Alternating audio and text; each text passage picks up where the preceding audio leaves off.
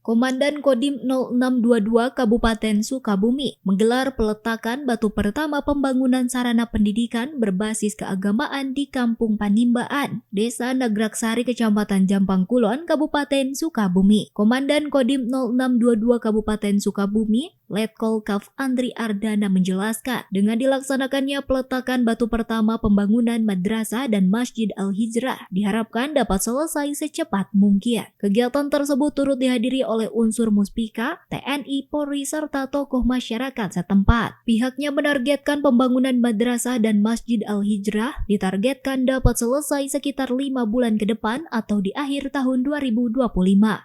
Melaksanakan peletakan batu pertama pembangunan Madrasah Al-Hijrah dan progres pembangunan Masjid Al-Hijrah.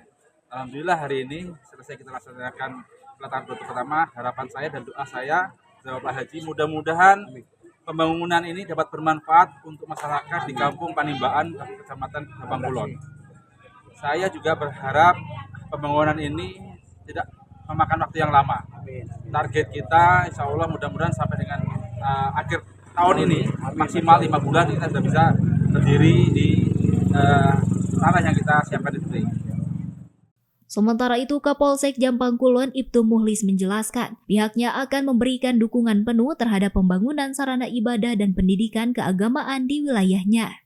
Dengan kolaborasi TNI Polri serta elemen masyarakat, pembangunan madrasah dan Masjid Al-Hijrah diharapkan mampu menjadi pusat pendidikan dan pembinaan akhlak generasi muda.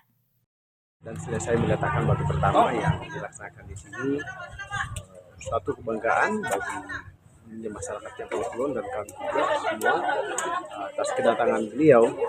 Semoga awal daripada peletakan batu ini ke depannya bisa lancar.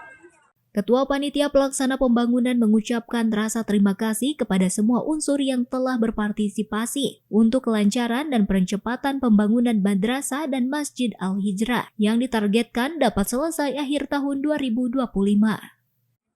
Rasa kami cuman bisa berucap rasa syukur sama Allah Ta'ala. Sudah beliau begitu mulia hatinya mau datang ke tempat kami yang seperti ini. Tanpa beliau mengurangi rasa hormat sama lingkungan sini. Itu yang bisa kami ucapkan saat ini.